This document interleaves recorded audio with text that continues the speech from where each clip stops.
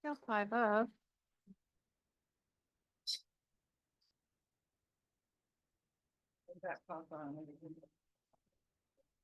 Did we fix that? Yes, I did. Thank you. Yes.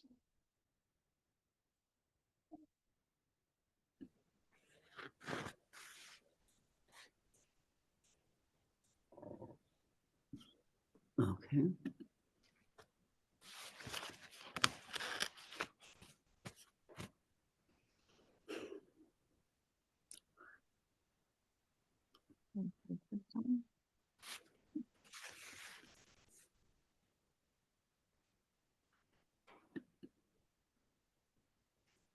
How many people do we have online, June, or on the Zoom? What's that? Surprising. Any or 14. No, you're all on the screen. 14. 14, okay. Oh, there is more? Yeah, they're still loading. Oh, okay.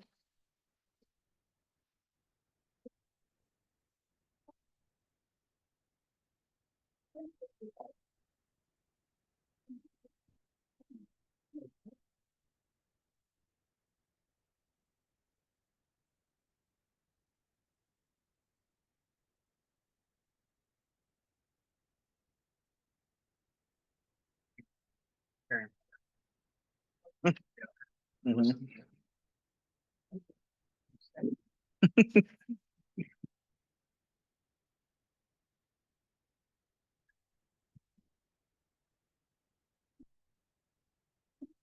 Oh, you're using a tablet?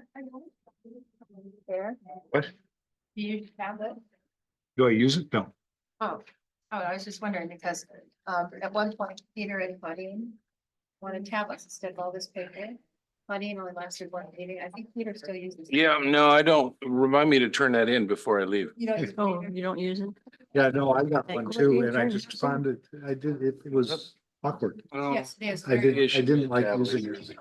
Mm. Yeah, no, the one thing I did like it is that Probably. I could take it out into the field. That was when I was a Yeah. Gorse guy. Yeah, Yeah. And I could take it out into the field and do it there, but it wasn't worth it for No. the rest of it. I'd much rather just have this. never have paper. Okay. Yeah, well, and yeah, Got it. So when I'm reading, I want to draw and I'll call the meeting to order. You have the roll call, June? And we'll have the invocation by Elder Mike Jensen from the Latter-day Saints Church. Please stand.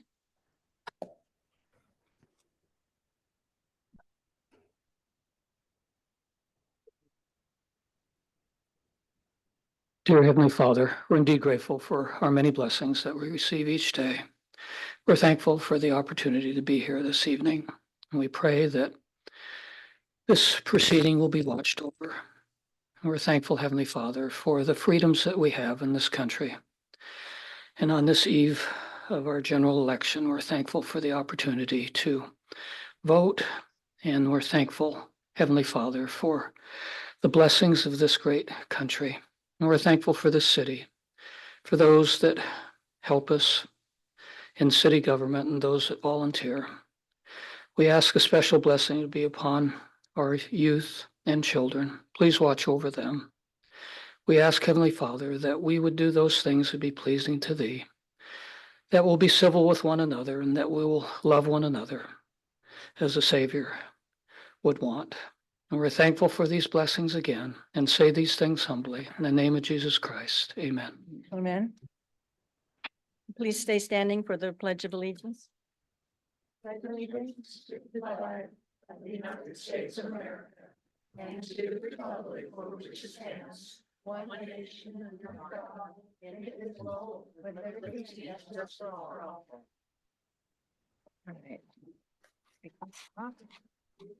The first item on the agenda is the Greater Bandon Association Volunteer of the Month.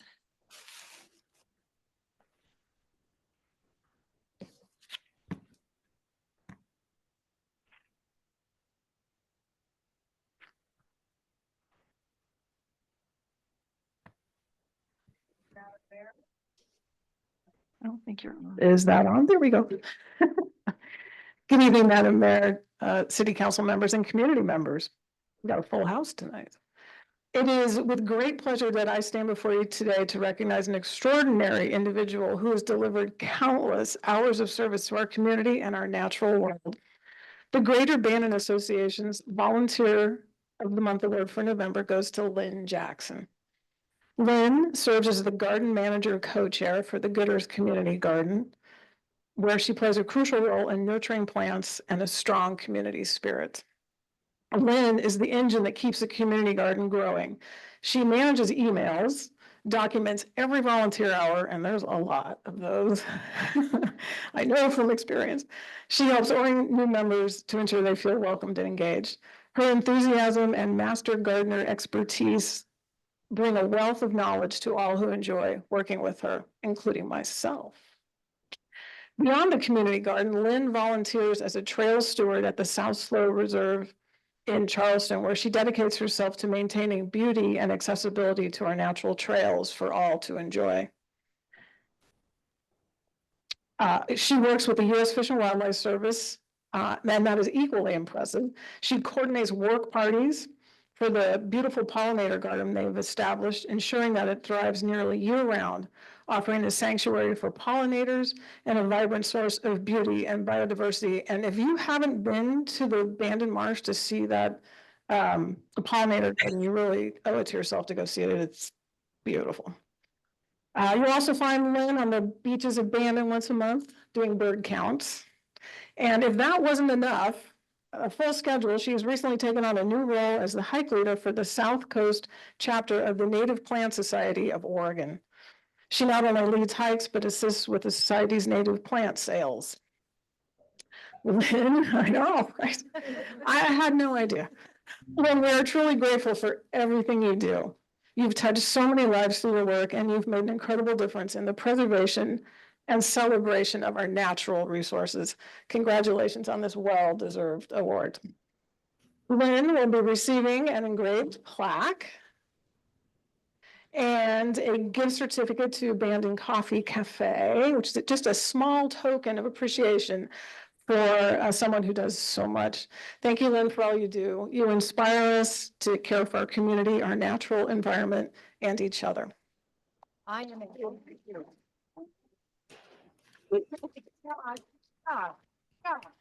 Gotta take a picture. She does it out in the hall. Oh, she does it in the hall? Yeah. Oh, okay, gotcha. The next You're an item on amazing the, lady, by the way. the next item on the agenda is the City of Bandon proclamation for Veterans Day. So if Gary and if you guys will Preston? come up. Gary, Preston, and Donnie. I'm only going to read part of it, but this is what we're going to give you. Whereas Veterans Day, we pay tribute to the men and women who have risked their lives to preserve the liberty of our nation, the families who support them, and the heroes no longer with us.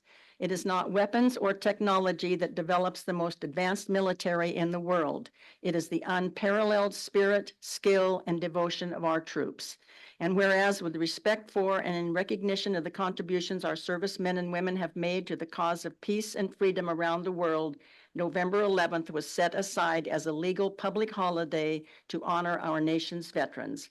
Now therefore, I, Mary Shamahorn, Mayor of the City of Bandon, do hereby proclaim November 11th, 2024 as Veterans Remembrance Day and encourage all Americans to recognize and remember the valor and sacrifice of our veterans through appropriate public ceremonies and private prayers.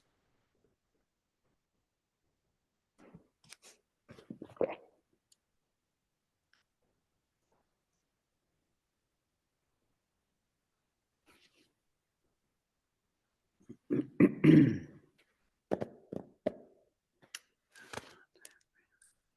like to invite everybody, we're doing a parade on Veterans Day, leaving the post at 10:15. We have a presentation at the Veterans Memorial in the city park, and we'd like anybody who has time to come out to that. And we do a barbecue at the VFW post following that, and that's hot dog, hamburger, barbecue, and it's free to all veterans for that day. Thank you. Thank you, Preston. Thank you. And now we have something that's not on the agenda. We have a special certificate, a proclamation for our city recorder. If she will come forward.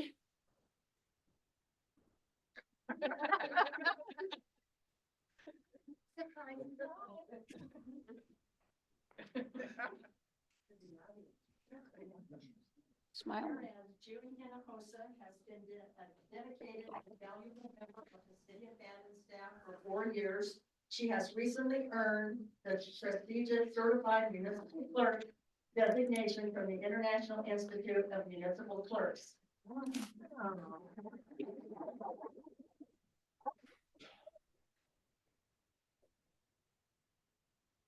Andrea's for helping. Oh, all right.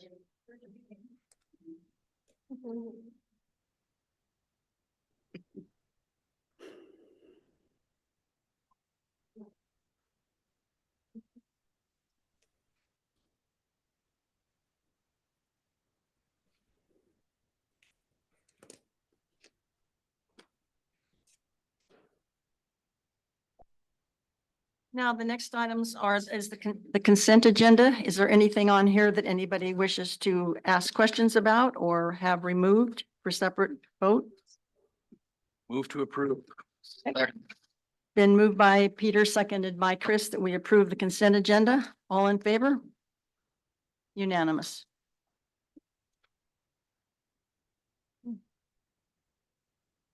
Next item on the agenda is a public hearing for planning action 24-036, a petition to vacate the portion of Delaware Avenue between blocks 7 and 8 in the Woodland addition to Bandon. We'll have a staff report. Sure thing. So yes, we did receive a request from the applicant, Coos Curry Consulting, on behalf of property owners David and Ruby Berry, for the area between, unopened Delaware, which abuts Highway 101. Between the inn at Old Town and then the Lighthouse Cove Inn. So there's like a little section in there. There's an image of it. The city council the city recorder found the application to be sufficient. So the city council set a time for a formal hearing. We did have multiple requests to continue the hearing. So you did originally hear some of this on September or back in August, but it was continued to this evening. I will make a note, there is an error in the staff report that says it's continued to November 7th. It's continued to tonight, November 4th, so there won't be another hearing on it. So the request is for that particular area. The city's comprehensive plan and transportation system plan do provide a little bit of detail about what the city looks at when we go through vacations. One of the big things is that the city's transportation system plan says that the city can vacate rights of way when there's a clear benefit to the city. So this land isn't being used for anything right now, but that doesn't mean that it couldn't be in the future. We use rights of way to bring utilities through areas, for public park areas, for a variety of different uses, whether or not a street may go through at this time. The property owners mentioned that they wanted to do some landscaping in the area. We did place in the staff report that they could get what's called a temporary right-of-way use permit to do such a thing. We do offer those to put fencing up or landscape, but once a right-of-way is gone, it's really hard to get it back if you need it for some particular reason. So our recommendation is to deny the request for the street vacation. Okay, well, I will be opening the hearing now, so I will take testimony. Is there anyone in the audience who wishes to address this? Sherry? Yes, come on up.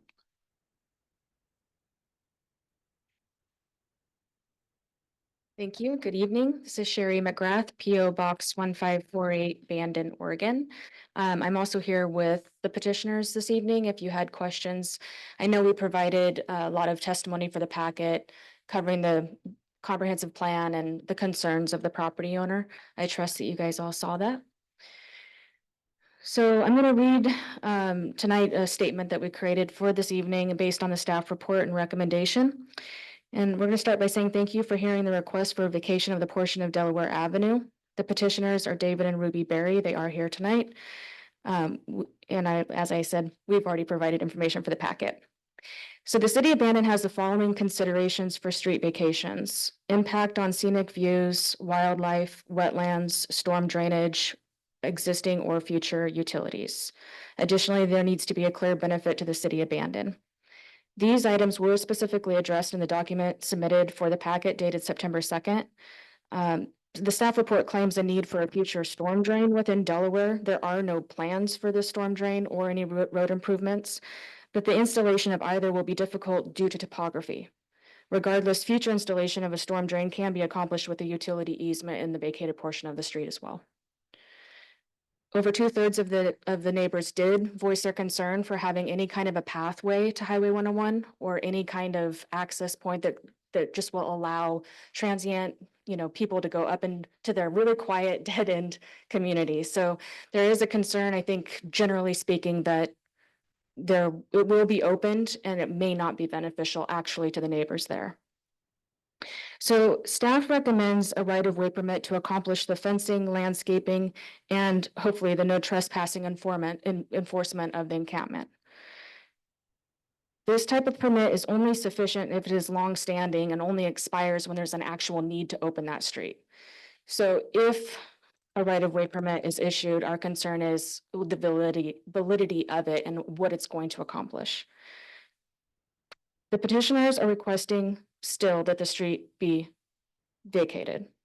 If the right-of-way permit is the alternative route chosen tonight, then we are requesting that the city council memorialize the decision and direct staff to prepare the documents for the permit.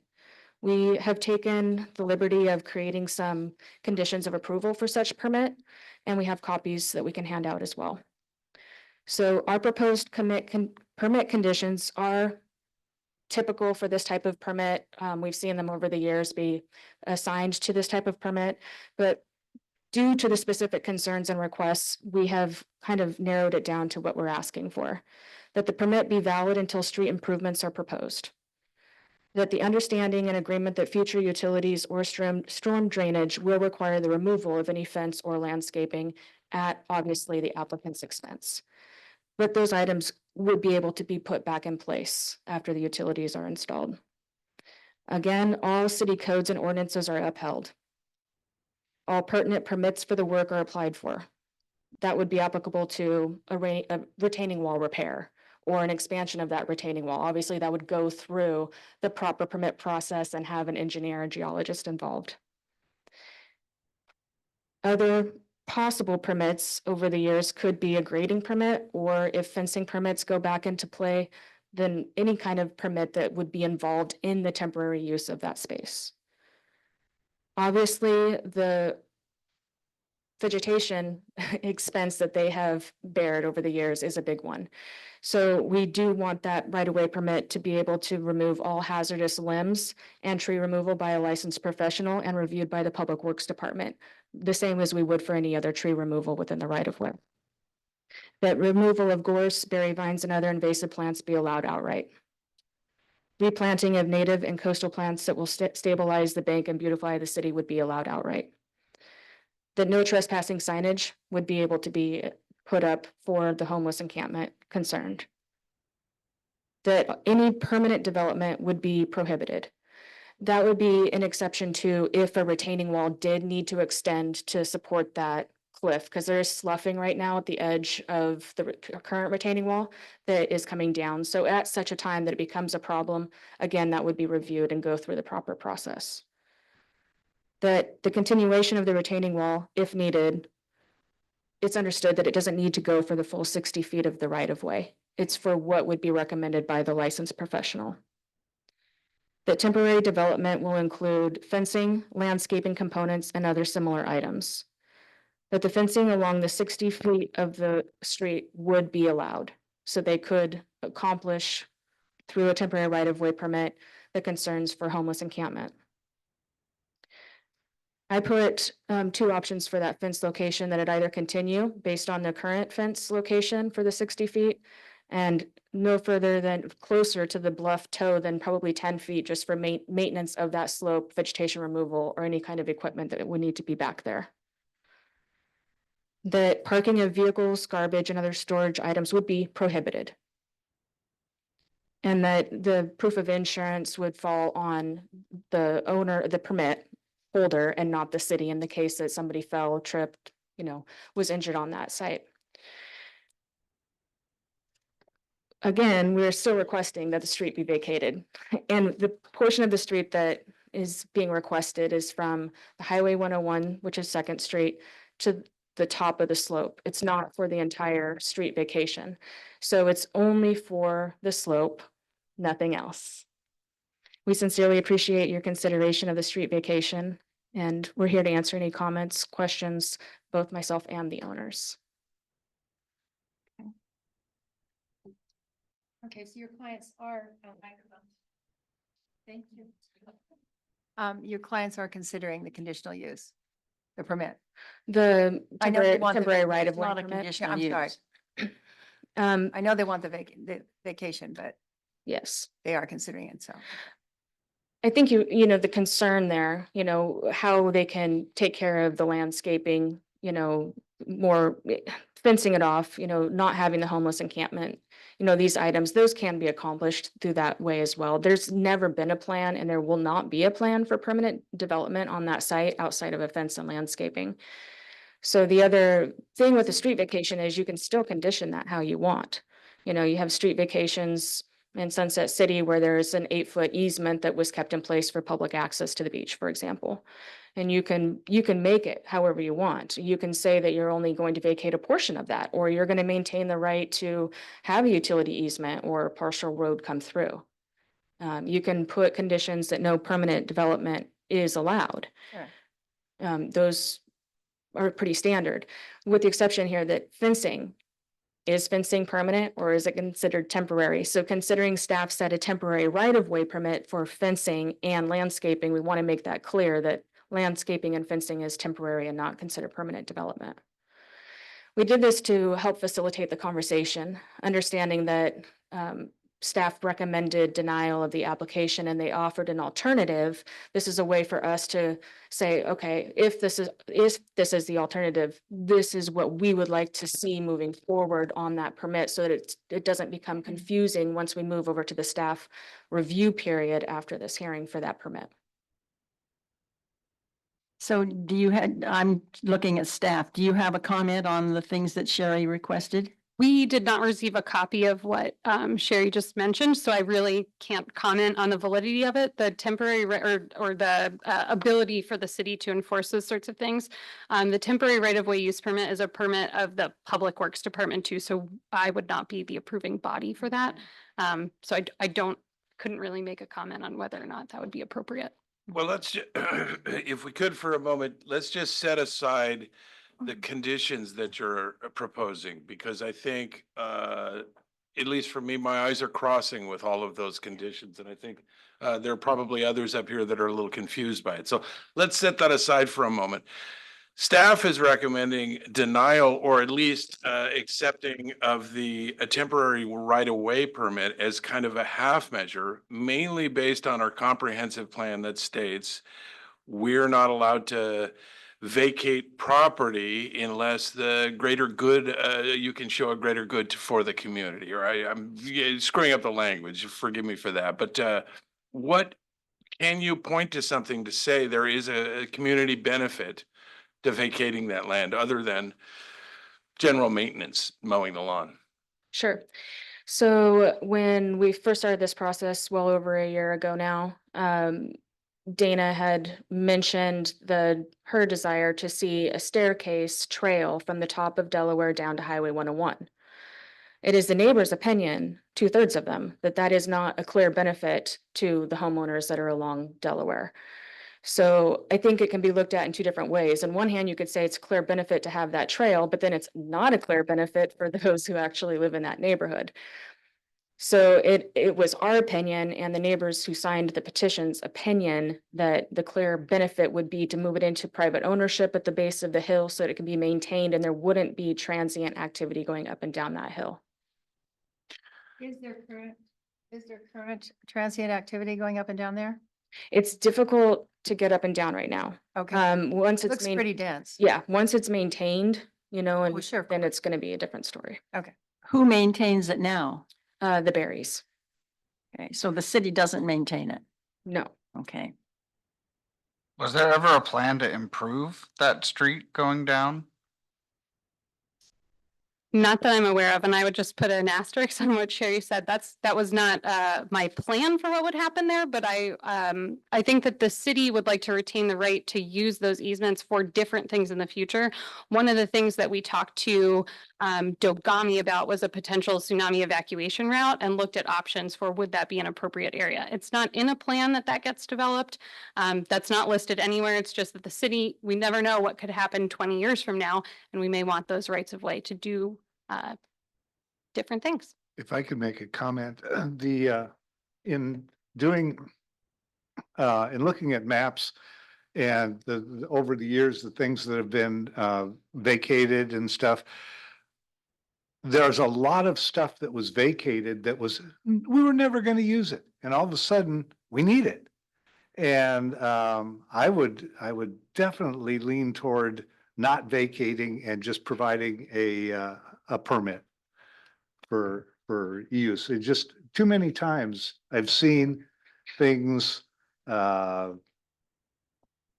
all that you didn't see, and all of a sudden there it is staring you in your face, and you wish you hadn't done that. So that's my opinion. Well, with your experience on the planning commission, you saw a lot more than we did. Yeah.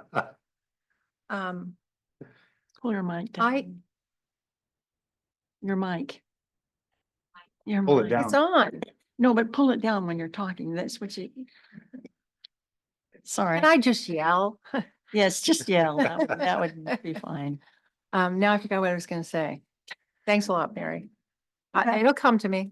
Okay. Oh, Dana, I cannot see with Delaware at Second Street being accessible off of Second with the traffic. I mean, that just, that seems, it's never really Put a- dangerous to Put a me. street through. Yes. Yeah. Yeah, I mean, the thing is, I'd like to say, like, I doubt that would ever happen in our Well, none lifetime, of us but can as say Bear that. mentioned, I think you just never know what Right. the future holds, and once it's gone, it's much harder to get it back. Sure, of So course. Okay. I think that's where that phrase clear benefit to the city comes in. If there's some reason why you should or would want to vacate something, you absolutely can. If there's no benefit to the city, you don't have to. How long has it been since we've actually vacated something that you felt was a clear benefit to the city? Yeah, Bear, do you remember? Well, I believe that you vacated, there was a vacation on the jetty just recently where That was for Pacific View. that was for Pacific View, where the city had some alleyways in that vicinity. We also vacated an alleyway in Ocean Terrace where the property owners were supposed to access their property from the alley, but the street never got built. So there are times when the city has vacated streets and alleyways where they don't really serve any purpose to us. Okay. Absolutely. But are any of those that we vacated that you just mentioned, like the ones that were the longest, the oldest ones, did we ever need it back now?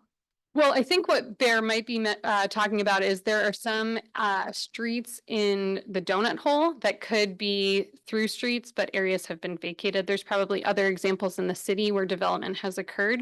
Around Woolen Mill, there were a couple down there that got vacated Yeah. and now there's unusable.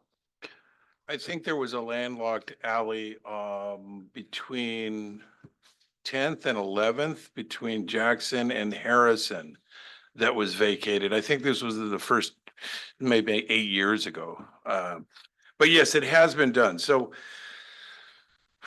where are we at here to move this process along? The surrounding property owners have no direct objection to the vacation. The city's saying they would like to retain, if something were to come up, they would still like to retain some control over it. So as a kind of a half measure, we can grant the temporary Temporary. Permit Right away permit. The right of do way the permit. improvements. To construct a fence or landscape Kayla has some area. comments here for us. I believe that your public right-of-way permits do go through your Public Works Department. They're not necessarily up to council to direct Public Works to issue those because they have to do their own analysis of the situation. But we can put it on record that the city has no objection to it. You can put it on record that the council has no objection to it, Mhm. but it would be up to the, That's what it I would be up to. Yeah. split hairs here. I Diana? guess what she's wondering is what are the chances that just because it says that here, that they can get a right-of-way permit to construct a fence or do landscaping? What are the chances that that would be denied? Well, I did speak to the Public Works Director before I put that in the staff report, so he was okay with a temporary right-of-way use permit. But they would have to apply for, I can't vouch for the conditions of approval that Sherry has requested this evening. Dana, are there exit dates on permits, on these kind of permits? We call them TRO permits. There's no timeline, so they're temporary until such a time that we would need the right of way. There have been examples where people have fenced in like an alley behind their house. If the city has to come in and do utility work, they will take the fence down, and that's just sort of everyone goes into it knowing that. Most of the temporary right of way use permits that we see in our files have been on file for a long time without anything having occurred. However, I can't guarantee the future. So that's, Of course. you know, but I would say, yeah, they're in place for until such a time that the city actually needs the right of way for something else. Okay, so our motion, we have to deny the vacation. But then can we? Have them apply for a permit. Well, yeah, and then have them apply for their conditional use permit? They would have not to a apply for conditional the use. temporary right of way use permit through the Public Works Department. Okay. But should that be part of our motion or should the motion be to, No, No, because because we just have yeah, to, we have to vote on 4.1 as is. That's right. What I can add is that staff has been present and has heard the comments of the city council. And I will personally work with the Public Works Director to facilitate that permit. Again, we would separately review what is being requested by the applicant in the form of conditions. were they advised when they went to all this work? I mean, this was a tremendous amount of work Yeah. that it was gonna be recommended that it be denied. I didn't think they were. Okay. I mean, it just seems like I've been sitting up here for like 30 years, not all at one time, but 20 years this time. And I've seen a lot of vacations and I've never seen anything that went through It took a year. well, no, but the documents. Oh, yeah. I mean, you've got documents from everybody in the whole area and I've never seen anything like, is this something new in our ordinance? No, this is the same. We follow the ORS state law. So you may not have received those documents before, but they are always received by the city Okay, 'cause recorder. I've never seen them. To Right. verify that they meet state requirements for petitioning. And in the planning department, I don't know who they talk to, but every person that I talk to, I do let them know that the city council doesn't vacate something unless there's a clear benefit to the city. Okay. All right. So do I hear a motion? I guess the motion is to deny application for vacation, action number 24-036. I'll second that. It says to request to vacate a portion of Delaware Avenue Southeast is the motion. Oh, I don't even see that. Yes. Anyway, that's what the motion says Okay, here, so That's the motion. making up our own, but that's all right. Yeah. Second. And I All second right. it. Been moved by Madeline, seconded by Peter, that the motion is to deny the request to vacate a portion of Delaware Avenue Southeast. All those in favor? Aye. Opposed? Let the record show it is approved 5-1. And Sherry, I hope that Public Works really pushes that permit through because I know that you guys have been waiting a long time. Thank you. I think it might be time for the city to consider a moratorium on street vacations. Yeah, that way we wouldn't have to go through this. Thank you, Sherry. Or sell the property. That's, No, we're not going to sell it. no, but that's a good point. Yeah, I it mean, is. why put them through this? Yeah, If we Yeah, are it in wasn't fact just for a going to year. deny. yeah. Well, we've never had anything that extensive though. Oh, yeah. All right. Okay. All right. The On next to the item on the agenda Or- is what everybody's here for, most Yep. people. To review ordinance 1631, addressing vegetation and removing exemptions for gorse and other prohibited vegetation. I don't know about the part about other prohibited vegetation. But I would like to, since I'm the one who brought this to the fore here, I would like to read something that will give you an idea. You've all heard there's been a lot of flaming up. There have been a lot of phone calls. I've gotten 2 or 3 calls from people who have been contacted, urged to come to this meeting, and both sides are actually urging people to come to this meeting. So I would like to tell you what my original, why I asked to have it on the agenda. I attend the monthly municipal court proceedings, and in the last 2 months, there have been 4 or 5 property owners from the Bluff area who have been cited into municipal court. All, without exception, have been doing all they can to eradicate the gorse on their property. Everyone seems willing to comply, but often they have hired a geologist to look at the stability of the bluff on their property, and based on a letter which they present to the judge, they are hoping to be allowed to carry out a plan which may take several years to carry out. But Judge Milliman said he cannot allow it because the city's ordinance does not permit it. He suggested to one owner, a Mr. Coddington, who is here tonight, that he go through the elected officials, i.e. the city council, to see if they would be willing to allow some concession for a property which might erode if the last bit of gorse were cut. Mr. Coddington then talked to me, and I said I would put it on the agenda since it appears from listening to the property owners at municipal court that it is an issue for a number of Bluff property owners. But as the judge again pointed out, he cannot take into consideration a letter from a geologist in spite of real concern because the ordinance does not presently allow for it. It does not mean that people don't have to cut their gorse. It just seems that possibly in isolated cases, it might make sense to allow for a mitigation plan rather than a $750 a day fine. And that's the reason. I don't know why people are so worried. You would think that if somebody hired a geologist, an Oregon licensed certified geologist, and he had a problem and they came forth with a plan that might take 2, 3, 5 years to accomplish the case, one of the cases that I listened to was a woman who has taken 97% of the gorse off her property. And it's the last 3% that she had this letter from a geologist and asked that and she presented a 3-year plan, but that was not allowed. He fined her, I think, $1,048. He did give her until March to comply, but her plan that I saw was a 3-year plan. So it just seems we're not trying to open up. I have been accused of trying to undo everything that the city has done in gorse eradication, which could not be further from the truth. I just want to have a small concession in there, which would allow people, the judge, to take into consideration the possibility of erosion. And that's where we're here tonight to discuss this. Could I make a comment? Oh, yes, I can't tell. Yes. All right. That letter from the geologist you were talking about, actually, I have a degree in geology. I worked in mining as a geologist for 25 years. And I was also involved in 4 reclamation projects. One of them, I was the director, and I direct and overseer for a multi-million-dollar reclamation project on very steep slopes.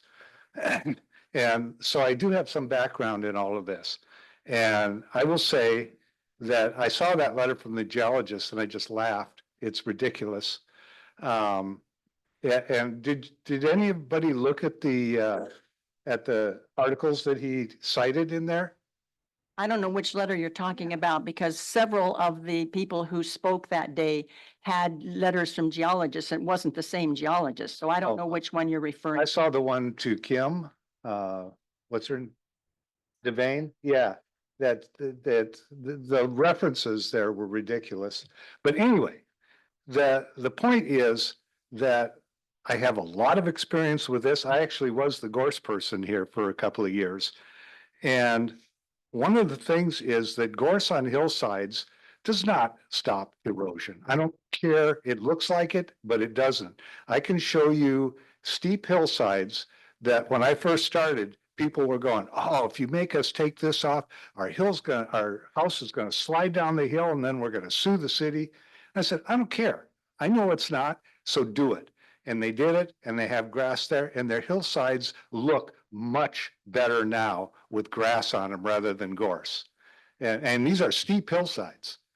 And the grass, all right, the plan generally has always been, and I've been telling people this for years. You remove the gorse either by you kill the gorse either by cutting it or by spraying it and killing it. And then you plant generally ryegrass. And the ryegrass will create a mat of roots that go much deeper than gorse roots. What happens with gorse is that the rain comes in, it trickles down through the gorse, falls onto bare soil because nothing grows under it. And it very slowly erodes underneath there, and it erodes it away. And then the weight of the gorse falls over and it pulls the hillside down. Back when I was doing gorse, I took pictures, a whole bunch of pictures along the slopes above the beaches, all the way from, Whiskey Run down to Devil's Kitchen. And there's so many that the gorse is actually pulling the hillsides down. And in one case, it was a real steep one, and the gorse kept getting wet, and it just pulled it all off. The gorse fell over and just pulled everything away. And that's what happens. Gorse and erosion, gorse can actually exacerbate erosion rather than keep it from happening. So I can't buy these people who say it's that my hillside's going to erode if we take the gorse out. It's not true. Anyway, I'll be quiet here for a minute anyway. So you don't feel that anybody, I mean, you're talking about a blanket all the way across the bluff. There's no chance that removing that if they had, I mean, there must be other geologists. There must be a number of geologists that these people have. I don't think they've all used the same geologist. But actually there is, and the other thing that they were talking about is that you realize that gorse plants, the seeds can, if you walk through where the seeds are, you're going to get them on your shoes and you're going to spread them to the neighbors and you're going to spread them out. And plus the seeds can actually shoot out. So it's not just right there. And they get further and further. And so, no, gorse is nasty, nasty stuff. And I don't think there should be any exemptions unless, I mean, I can't think of any they need to be very, very, very special. And the one you're talking about, I looked at that. I went out, I read that report. I went, that's ridiculous. And I went out and looked at it, and I don't understand why she's fighting that little bit of gorse. Why not get rid of it and plant grass? There's no reason not to. Does the city, I'm gonna look at you because you did this for a while. When the city asks someone to remove gorse on a hillside, do they also educate them about time of year? Number one, how are the contractors to contact, but what time of year and what to plant immediately and the upkeep for the next 3 or 4 years, because we all know it comes back. Does the city do that when someone is told to remove their gorse? Do we have I like? did when I was doing it, Yes. yeah. Yeah, they do. And Jason And Cole is Jason here. does that. He can ask Oh, specific Jason, questions. I didn't see you. So that does go out with the gorse removal letters? Come on up, Jason.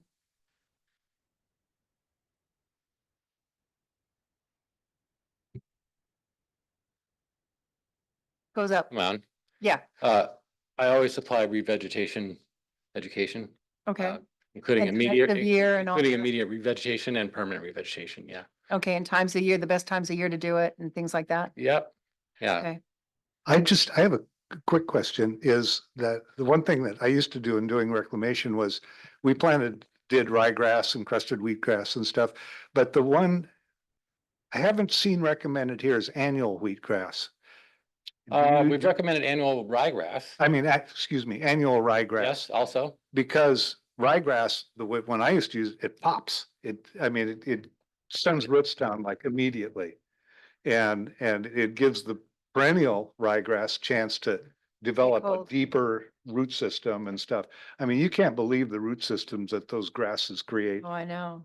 And the Anyway. primary reason for immediately revegetating with grass is that the grass is not affected by the herbicide that we recommend to suppress gorse regrowth. Was my next question. Okay. So And permanent revegetation is probably 4 or 5 years down the line after your initial treatment of the gorse, mulching it, cutting it down. Sure. If you're going to be using herbicide, you don't want to be using it around your permanent revegetation that could potentially be killed by Right. And we chemical treatment. we advise the homeowner on which herbicide works the best Absolutely, after all of our years and Liza's Absolutely. experience. yep, Okay. absolutely. And it also should be noted that this District 3 process started in 2022, if I'm Yep. not mistaken. Um, So it's almost, I started in March 2023 for okay, District 3, okay. And I helped you send the letters out correct? for District 3, so it was just getting going when we started that. So this has been a 2-year process of making contact with these property owners Absolutely. and trying to work with them in voluntary compliance. Right. So this isn't just, This isn't new. yeah. Okay. Any more for me? Not yet. Anybody else? Not have yet, any but they questions? come Not up yet. again. Maybe you may come up again. So we are going to give people, I think we're going to, instead of 3 minutes, I think we'll give 5 minutes to, unless the council has questions of you, and then that doesn't count against your time. So if anybody wants to address the council on this issue, I'm probably have signed up. You have June's got signed a up. list. All right.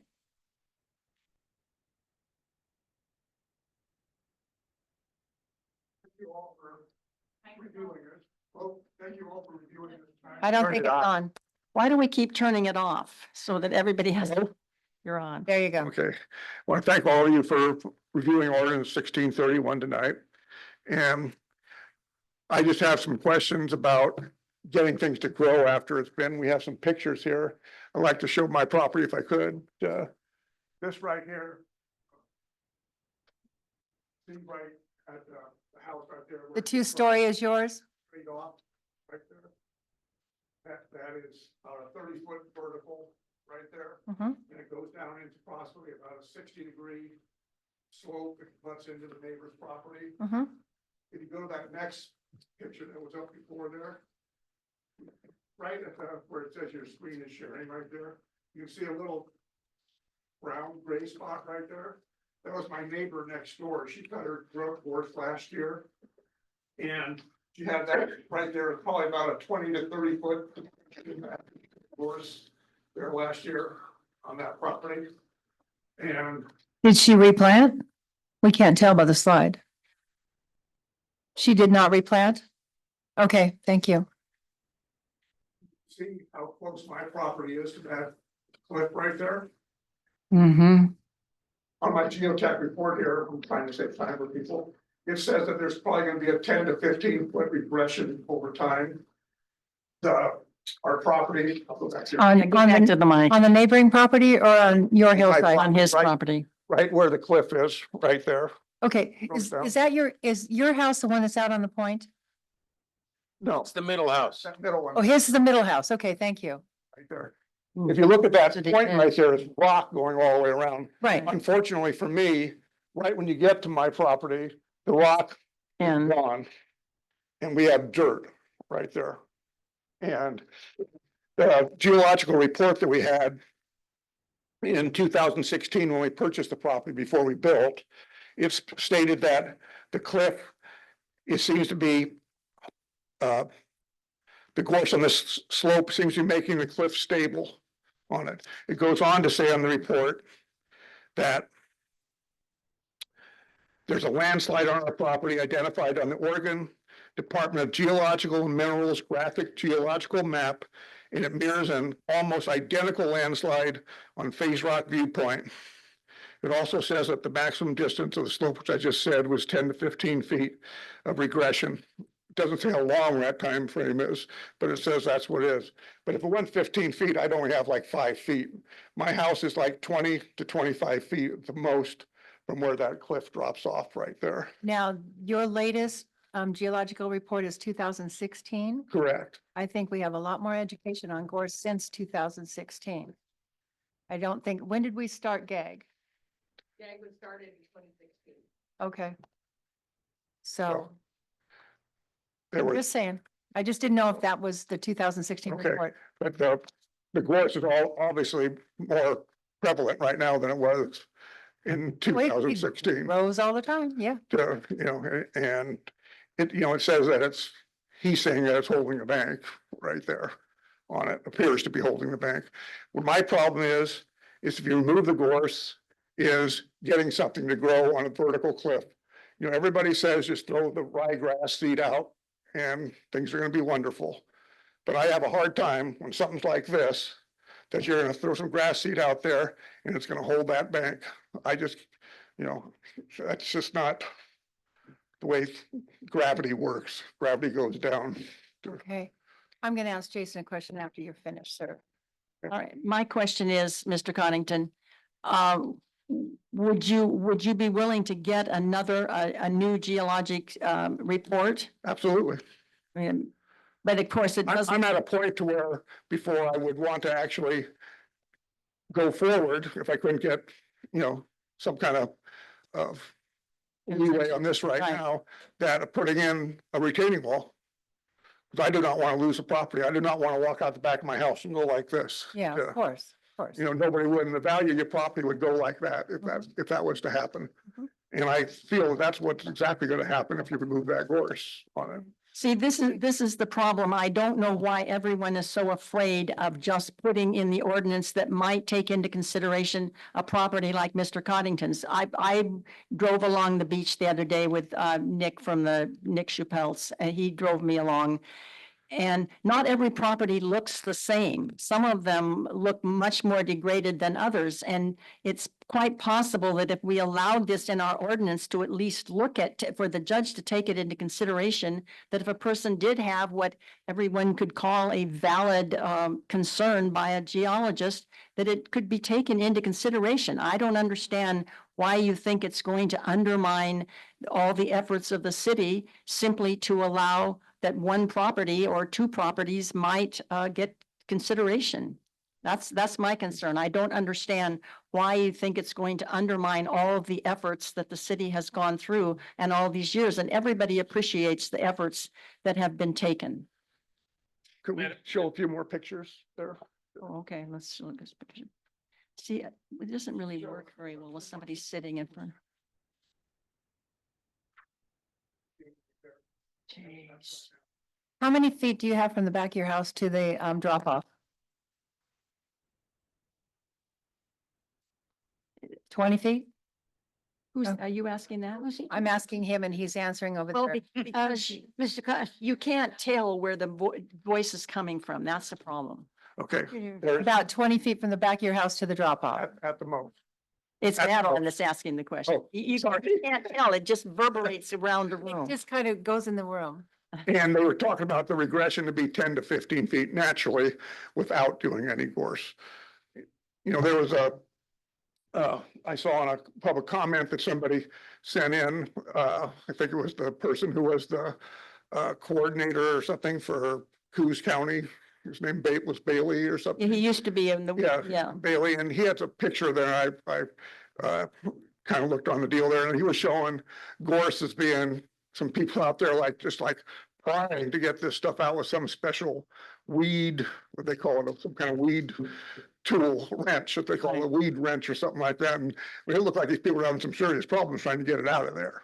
And I just, don't think it comes out that easy, but it's supposed to be a shallow root, but some root is better than no root. And I just don't know how long he's talking about this ryegrass growing right away. But Okay. part of the issue is that you don't pull it out by the roots. No, you don't. You leave the roots in there, they're gonna last several years while the grass takes hold. I mean, it's just, you cut it or you I've never spray heard it. of any eradication pulling out the whole plant. I haven't either. Wait, On that, I gotta jump in here and ask, we have a number of people that would like to provide testimony here. So rather than trying to refute or go back and forth with each person that's commenting, let's hear the testimony and write down your comments, and then we can recall them, because Okay, it's, but Mr. Coddington is the one that asked to have. I it understand on the that, agenda. I Okay. understand that. All right. okay, could we at least show the last few pictures so you can look up from the beach, looking up there, the next one there. That's the, you can see how steep that is right there where the house is. Mhm. Uh, Okay. Next one. Just another one of the same there, just, Okay. you can see where the rock ends there, see how the rock rolls Yeah. around right there, and Yeah. then where we're at is dirt. Okay. Okay. All right. So Mr. Coddington, we're gonna let others Okay, talk and then that's fine. we may be asking you more questions. Okay, thank you. So much.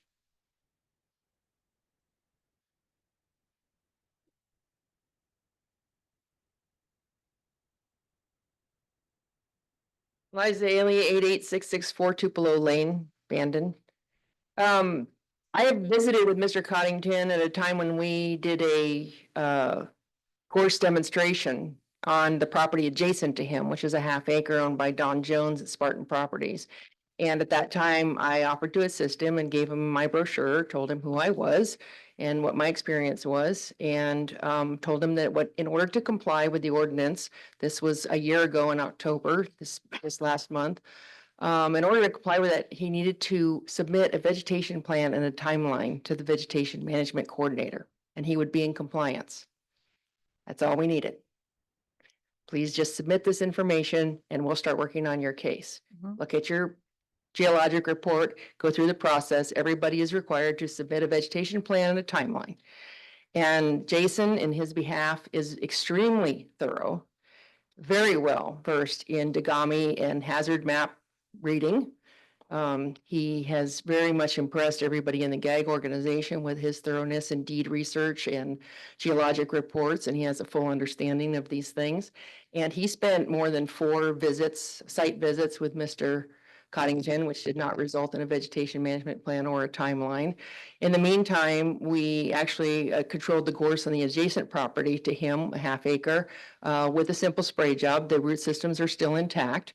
We recommend that he not pull the gorse there and that he be aware of the fact that his geologic report stated that there was gorse growing on the slid material. Not gorse necessarily holding the material up there, but gorse had infiltrated into that area. And any of the other slides that you might witness in this area that have just recently been shown to you have been shown because they were buried under gorse. You haven't seen them before, but they were there. And I literally, in my 40-year career as a landscape contractor, touched almost every single piece of property on Beach Loop Road, including Miss Devane's and other people's property for more than 15 years. Did the erosion control, did planting, had my crew and my boots on every single square inch of that, including the Dunshee property as a consultant. And I am very aware with the soils and I'm very familiar with the revegetation. If those actions are taken in the method in which the gorse ordinance was written and the vegetation management plan is submitted, which Mr. Coddington submitted a blank checklist, that checklist could have been filled out. Timeline could have been submitted. He could have worked with myself and geologists and people that we have in the GAG organization and plenty of examples that we have of properties very similar to his. And we would have worked with him to get a plan together for him. He's talking about less than 400 square feet of gorse and less than $1,000 worth of work to spray that. He can paint it blue if he wants. I don't care that how that is happening. But the reality is he needs to, over a long period of time, whatever timeline that is, work on his gorse. That would be what the ordinance is about. To Mary's point about why this would be an exclusion that would cause a problem. In the case of another person who I won't mention their specific name because they're not in this event tonight, there is a person who Mary referred to as 3% of their gorse. Your staff has spent more than 40 hours of their staff time on this person and her 3% of gorse. If you provide these exclusions and you start working this individually, as Jason is doing currently with thousands of acres in the city of Bandon, you will bog down this system. And they have the skills to do this. And if you educate yourselves and come to GAG meetings and meet with us and have work sessions, which we would be happy to do in the GAG organization with you, we will educate you to everything that we're bringing to this table in terms of resources and methodologies that are very varied. There's many, many ways to deal with this, not just one. And it's not horrific. We're on a cultural sites. The Indians have their say as to whether we can disturb the soil. We have many, many different plant species that can be used. You can do it over time. You can cut it. You can spray it. You can not spray it. You can, all you have to do is suppress the seed and the flower process. And that's the only way that we're going to get rid of that. Larger picture, let me say this. This municipality of Bandon has, for many decades, escaped its responsibility for this invasive weed species as a B-listed targeted weed in the state of Oregon. And that is an extremely expensive decision on the path of getting rid of this that has caused many, many acres to be lost in this area. And whether or not you want to talk about the fire damage or not, that potentially is there, what you are talking about is it's our mandate in this community to manage this species so that every piece of mowing equipment, every piece of heavy equipment, every park user not leave this area and take this plant with them into surrounding areas. What you're not aware of is the level of work that is being done in the surrounding areas with Bandon as a containment zone at this time. So we are a much smaller part of a very large picture, but a very important ingredient in this. And the state parks and some other people, including the Dunchies, have not managed their own water. And therefore, the slide that Mr. Coddington is referring to is the offshoot of their poor management of groundwater that is escaping off of the compacted paths or the overlooking people of the fabulous circles in the sand, sending that water over the bluff and not controlling it. The Dungy House dumped their gutter water over. The Pacerns are currently dumping gutter water over, and Public Works has rerouted that water now. In the last 15 to 20 years, we've started moving water back to Beach Loop so that it can be controlled. But that water has contributed in more ways to erosion in the city of Bandon than any gorse ever has. So stormwater is a major issue and needs to be controlled.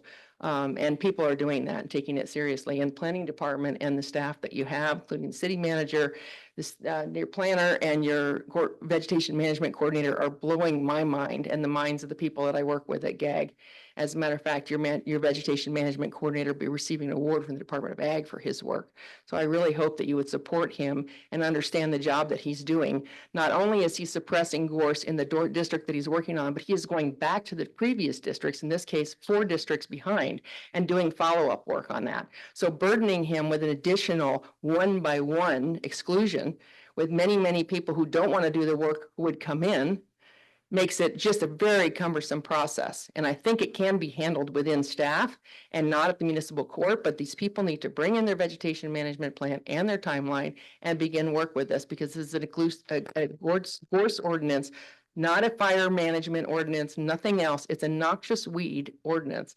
And they have noxious weeds on their property. They need to have a plan for that and a timeline to accomplish it. Very simple. And it can be done a multitude of different ways. So it can be handled by staff.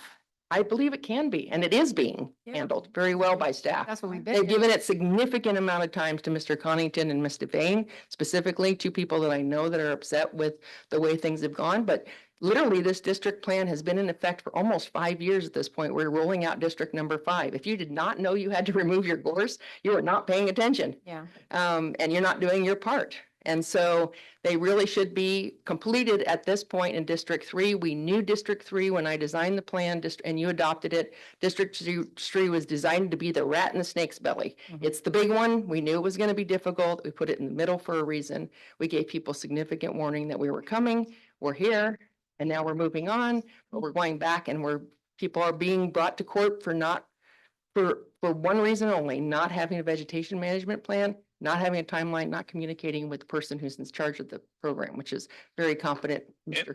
I'm sorry to interrupt. It's my understanding that District 3, the lion's share of the work has already been done in District. As a matter of fact, Jason has an amazing map that he would love to show you of the work that has been done. The voluntary compliance, one of the things that's so heartening in the work that I'm doing as a volunteer is the response is amazing. And some huge wins are happening because of the momentum that we have. So sticking the spokes in the wheel is not a good idea. We have a ton of voluntary compliance. We have staff working very diligently on the past districts as well as the future districts. We have the urban growth boundary, including 121 acres at the airport. We just got a grant for the fire marshal's office for more work to be done. There's grants in the process right now, awards being handed out. It's very exciting time for us. So this is the reason we have come to the table as we have very strongly is we very importantly feel that this fulcrum that we're at in District 5 right now is a very important part of the momentum that we've gained and worked very hard for the last 4 years. Okay, thank you. I have been hearing though, that there are people that have submitted vegetation management plans that are still being brought into court. And I don't, Is that true, Jason?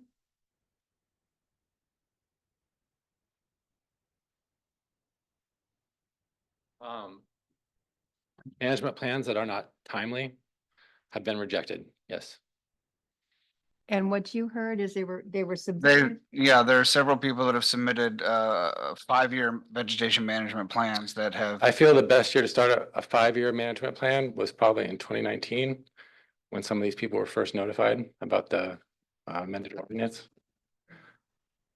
And if I might hop into, I think we've had some people who have handed in plans but haven't actually done anything on that plan in quite some time. And so that's where the citation into municipal court occurs is you can hand in a plan, but if you don't take any action on that plan, that doesn't really help us move Do, things do along. we give them a reminder notice at all? Like say like 2019, they submitted their plan. And 2021, we don't see any progress. Do we Yes. send them a notice? What are you Certainly. doing? Okay, before we cite them. Before even a warning, there would be multiple phone calls. Okay, There would be offers of contractors. okay, Any number of resources would be made available. Yes. okay. And who approves their maintenance plan? Who approves their plan going forward? Is it you and? The code doesn't require a plan. It's generally formulating a plan is more just an educational opportunity if someone needs help. Very few people have taken me.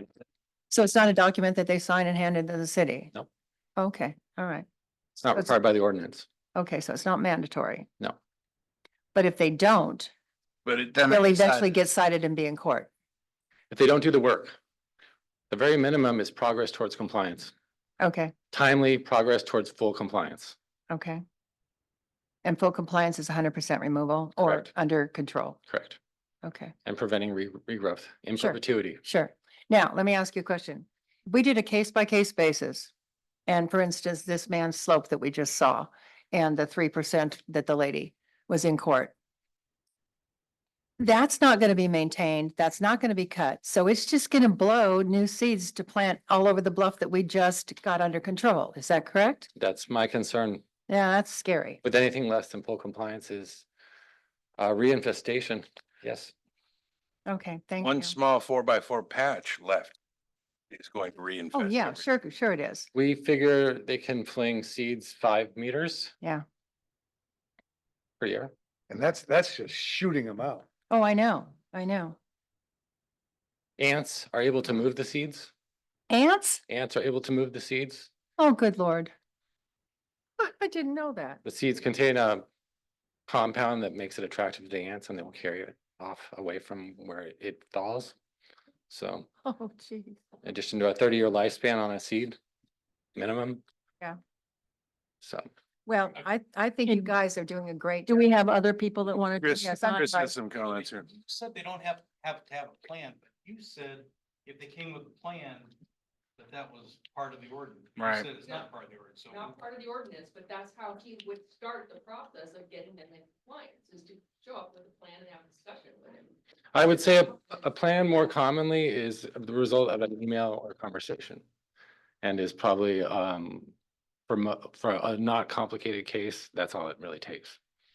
Often it's it could be someone who is an absentee owner might just have me interact with their contractor. Yeah, That's very typical. which is easier for you. Easier for me, it's easier for them. It's annual maintenance for them that they don't have to check in on. Well, I mean, I've seen the progress we made. I've seen the maintenance that's happened. Thank you. I was amazed. At first, I was skeptical when we did phase 1. I'm going, okay, there's a lot of work to do. But now I'm just amazed. It looks great. I'm very impressed. I haven't done the work, but thank you. Oh, I know, but you started it all. Take some. And, Um, okay. Well, let's not Oh, I'm get it with our sorry. good buddy Barrett. And if we have other Barrett's people, first. if we have other Barrett's people first. signed up to testify, I think maybe we Sorry. ought to move on a little. Okay, sorry. Okay. Right. And you need an address? Name and address. My name is Sherry Lair, formerly of Bandon, now Port Orford. I'm retired from State Parks and a founding member of the Gorse Action Group. And tonight I will read a letter from Carrie Parasco, Department of Ag, who was unable to attend this meeting as she's in Uganda, doing humanitarian work. To the Bandon City Council. I serve as noxious weed specialist with the Oregon Department of Agriculture's Noxious Weed Control Program. I have 30 years of experience in this field and welcome this opportunity to address the council. Early on, the Gorse Action Group recognized that removing gorse from steep cliffs along Beach Loop Road in Bandon would be a significant challenge. One of the biggest misconceptions about gorse is that it stabilizes steep slopes. Native vegetation is far superior in protecting our coastline. GAG decided to face these issues head-on by developing, testing, and refining best management practices, or BMPs, and I'm happy to read those at the end if you'd like.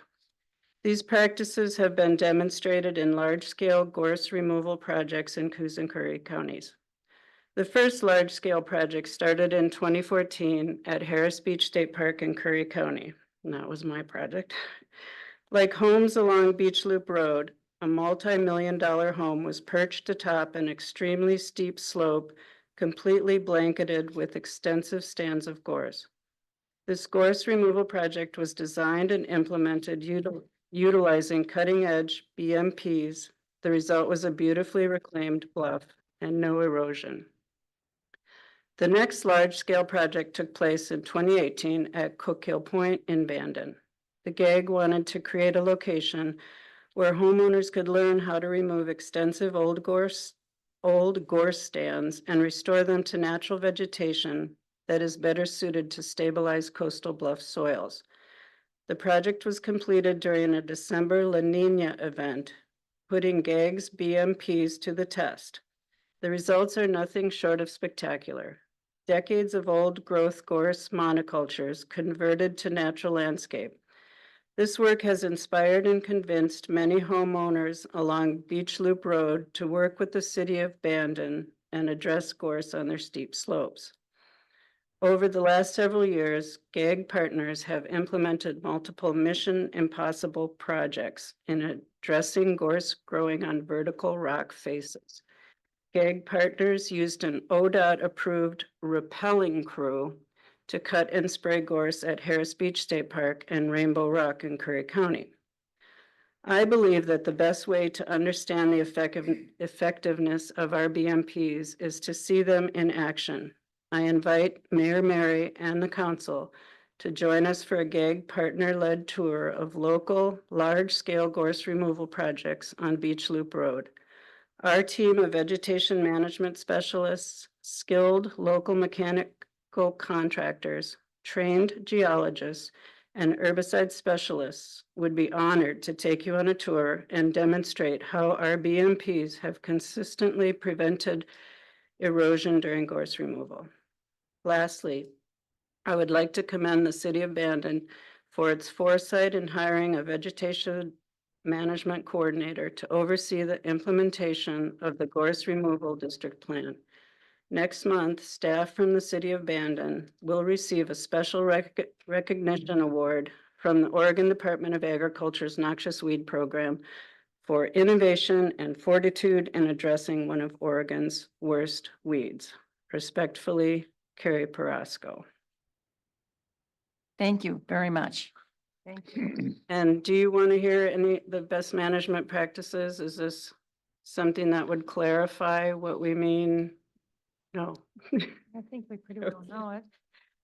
Thank you. Yeah, thank you. But I think if there is a tour to be arranged, if we could be provided with those BMPs ahead of time, so we have a better understanding during that time. Well, good idea. Do we have others who wish to speak? There's a whole wall of this sports action group information right outside the planning department there. There's 25 pages of written material, two-sided, for anybody to acquire anytime, and includes all of the best management practices, everything about herbicides, a vetted list of contractors, the timing of forest applications, the chemicals that you can and can't use, organic methods, everything is on that wall, available to the public at any time, as well as on our forest action group website. So there's no excuses, people.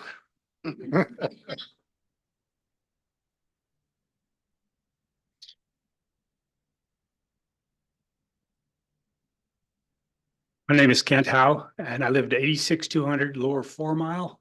And I retired here 8 years ago from Arizona.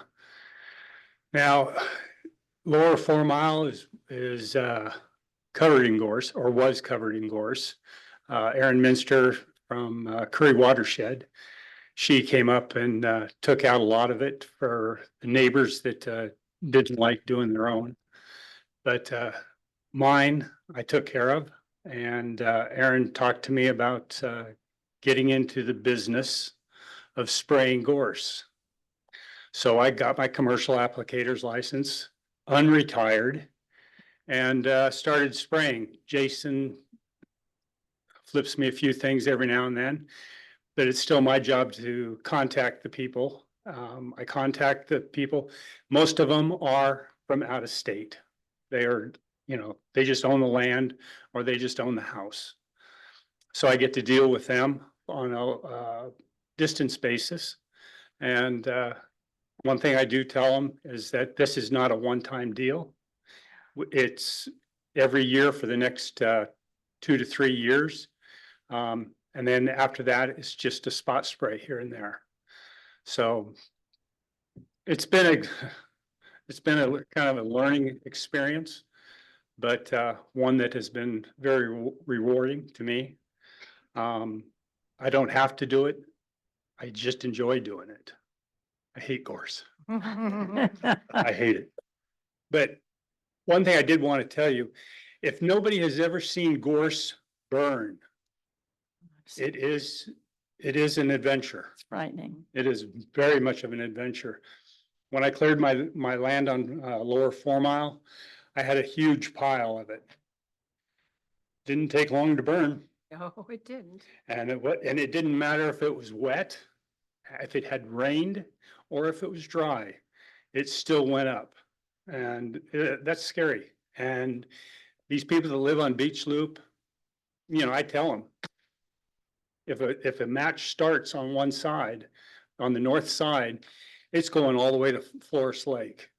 And there's not a house on Beach Loop that's really going to survive. So now, one other thing is that one of my best clients is Bandon Dunes. They take care of their stuff. They know their stuff. And I'm on my second round, beginning later this week, on a property that was supposed to be a golf course, part of a golf course. But we've done a really good job of doing that, and they've been very, very insistent that it gets done. So are you talking south of town then? South of town. Okay. But State Parks owns that area between Bradley Lake and just to the north of 4 Mile that is totally infested. So my big worry is that no matter what we do, if some people don't do it, it just infests everything that has been done. So it takes, how do you say, it takes a village to do it. Right. So that's all I have to say. Any Right. questions? Thank you for being part of the solution. Thank you. Thank you. Next, June. There's nobody else signed up, but we do need to ask Zoom. If anybody on Zoom would like to participate, please raise your hand. Yes, I would like to, but the host always nukes my audio. We heard you. We heard you. Which one's talking? Okay. I just want to go over my comments. They were very brief. You know, Can we you paid please for state your mechanical name remo- first? Sir, can you please state your name? My name is Manfred Wiesel, and we live on Beach Loop, close to the Windermere. We have. Okay. Yes, go ahead. We paid for the mechanical removal, and I've sprayed the gauze like 3 times by now, and it continues happily growing. From this meeting, I learned that I will have to spray it for years, I guess. So is this the position of the city? Is it the what? The position, of the city. Oh. Can't answer that right now. have you contacted the vegetation management coordinator? Oh, yeah, Okay, so you've had conversations with Jason. yeah. Okay. And I'm a vineyard owner, so I know a little bit about spraying. Okay. Okay, so what was your question? My question is, how long does the city expect me to either spray myself or pay somebody to spray? You know, when you walk Beach Loop and you go hiking, you still see a lot of gorse blooming. And if you see gorse blooming, it means reinfestation. You know, that's my second question. You know, what is the definition or what is the minimum separation the city assumes between areas that are gorse-free and areas where there is still gorse? Thank you. That's where cooperation comes in. Thank you. I think I can just try to answer that. I think the question was, how long does one have to maintain the gorse being eradicated? And that is in perpetuity. Our code no longer allows for the maintenance of any gorse on the property. And so the district by district plan is all the gorse is eradicated from one district, and then those property owners are responsible for maintaining that eradicated gorse in perpetuity. The city has been also removing the gorse from our rights of way within the districts as we go. So I think to the second question, there's no language in there about like separation between properties that have gorse or don't have gorse. The goal is to remove all of the gorse from both inside city limits and within our urban growth boundary. Does that help? And also recognizing we're just kind of the tip of the spear. I've seen That's right. gorse growing as far north as almost the seaside Oh, yeah. and into California. Yeah. So That's correct. this is Our legacy. this is yes, this is our legacy. Well spoken. Sadly, very sad. Yes. Okay, I have to tell you, I missed the perpetuity angle, and I feel there was not a lot of communication about that. I'm sorry, could you repeat that? You missed what? Somebody just said the spraying is in perpetuity. Yes, sir. I somehow did not catch whenever this was decided or who decided it. Who did? Herbicide use is not required by the ordinance. But But- continued suppression is. You can continue to suppress in perpetuity without herbicide use if you so choose. Okay, but somebody mentioned, because I'm writing everything down. He mentioned that if you spray every 2 or 3 years, then by that time, will you have killed it then? I would expect a certain Well, but that's degree what he of, I said. would expect a certain degree of vigilance for many decades. Okay. But I also would expect that competing vegetation Has taken over to and, suppress regrowth. And that was one thing I was going to bring up, is that I have seen that quite often in doing reclamation, that the first year, a lot of weeds, a lot of junk comes back up. But then the grasses, especially if they're low native grasses, will actually push those things out and help. And so that actually I've seen it where it within 2 years doesn't require any further treatment. yeah, see, that's kind of what he said, and that's what he picked up on. And then we went from there to in perpetuity, but I understand what you're saying. If it comes back on your property, it's got to be dealt with. It's the management in perpetuity. It doesn't define what that management is, Right. as long as it's being mitigated. Thank you. So Oh, my audio is gone again. And it depends a lot on where you get new seeds from at the same time. Please don't forget about that. Yeah, what? He's commenting on where the seeds are coming from. If he has a neighboring property that's gonna reinfest his, he's just gonna. Yeah, that's why we're trying to get everyone into compliance here and make an effort. Yeah, and my question was, what is your distance for the neighboring? Because a lot of the animals that spread the seed, they go quite some distance. The animals? Talking about animals carrying seeds. Birds, bees, deer, you name it. All right, but we don't really have any control over that. All right. I Is there just, any questions? that you yeah, have? no, I don't have any other questions, but I would like to get you to direct those questions to the vegetation management coordinator at this time. That's a good idea. Mark, go ahead. Yeah, good evening. I'm Mark Schoper. My wife and I have a home at 1220 Seabird Lane Southwest. It's on the corner of Beach Loop. We purchased the home three years ago, I guess. One of the lots, two lots, one of the lots was completely covered in gorse. The other was about half gorse. And so I spent 3 years cleaning it out, as Jason can testify. I brought in probably 30 loads of dirt and covered the roots, sprayed, what have you. And now it's just pure grass. It's beautiful. And it's a steep hill. The beachfront lot is pretty steep. So we did that before we were required to do it, just because we love Bandon. I came to Bandon the first time 35 years ago on a college road trip.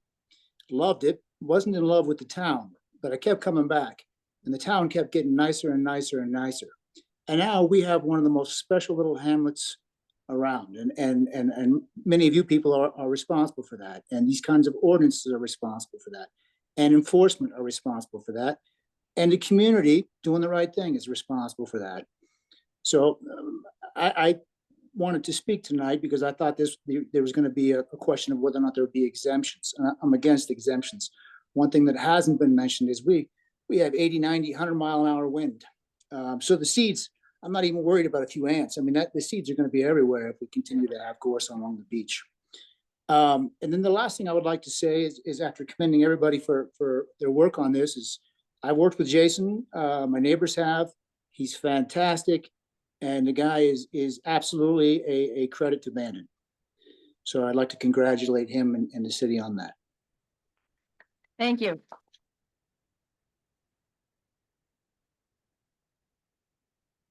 Is anybody else? Is there anybody else on Zoom that would like to speak?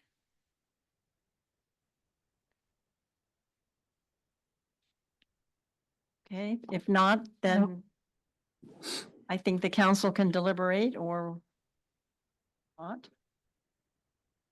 If I may, I believe Dana had some additional comments Oh, about the certainly. existing ordinance and the ability to utilize geotechnical reports. Dana? Thanks. Yeah, so just to be clear, what happened with the ordinance is, the ordinance was passed in 2019 to adopt the district plan and do all of this work. We realized when we got to the Beach Loop Drive area that a lot of these properties would be subject to the city's geologic or hazard overlay zone, which requires a geologic assessment review.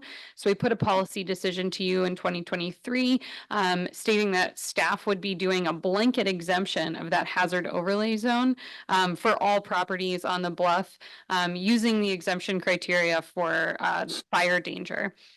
So I think it's just as easy for the city council to change their policy direction to either to require those geologic assessment reviews. Staff could still process the exemptions on a one-on-one basis.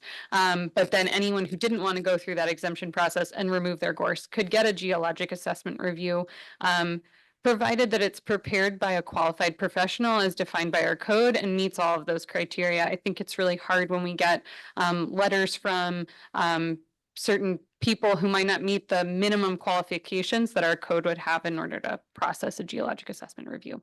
So if that was something you wanted to provide someone with an opportunity to go that direction, they certainly could do that with the policy direction of the council to allow staff to require geologic assessment reviews. I think the simpler we make it for staff and everybody else, the better off it's gonna be for the city of Bandon. You know, instead of giving everyone all these options, that just prolongs them getting to work on removing their gores.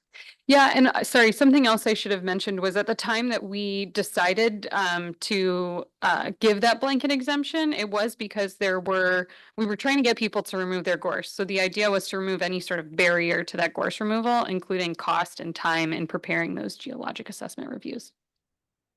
So just something else to think about, that if we go back to that direction, it does add cost and time to the process. But it's already been adopted and it's in place. Yeah, I mean, we have a hazard overlay zone that requires that any property that is oceanfront or that, which would be anyone then along the bluff, or properties that have high or very high landslide susceptibility or liquefaction susceptibility would be required to do a geologic assessment review unless, for removal of vegetation on slopes over 25%, unless they applied for that exemption. So the policy direction right now is to sort of operate on the belief that everyone qualified for that blanket exemption because of the fire danger. We could remove that and just have people apply for exemptions or be required to do a geologic assessment review. It just would add that time and money component. Yeah, I don't think it's a good idea. I don't either. Okay. Rich, you're quiet. So I guess if no one wants to make any changes, then we don't proceed. Yeah, I mean, we don't vote on anything or anything. We don't vote on anything unless there's a motion put And for forward. those two people that have come to the council for this meeting, the lady that was in court and you, sir, please get together with Gag and Jason. We have got together with him, we've actually sprayed. Okay. So I'm sure, Just say one thing about, You can come back Come because back we to the said that if there was something that was said, you could come back and respond. I'd just like to address the fact that Liza said that my gorse removal would be $1,000. You have a document in your packets right there of the contract from Rye Tree, which we got. That says not to exceed $7,500. And the original deal was estimate from Jason was $400. Just FYI. Okay, thank you. If I may, I think Jason Yes, got a Jason. response to that. Let's hear from Jason for a minute. I provided cost estimates for a series of properties based on square footage of gorse as calculated from aerial imagery. And I also spoke with a contractor regarding this discrepancy Mr. Coddington brought up. And the contractor told me, I verbally told Mr. Coddington it probably wouldn't be that much, but that I needed to have a 4-hour minimum unless he had neighbors or others nearby that I could do the same day. Yeah. This is a contractor that travels from Florence to do the work. And he works, when I provide him work, for full day, 8 hours of work.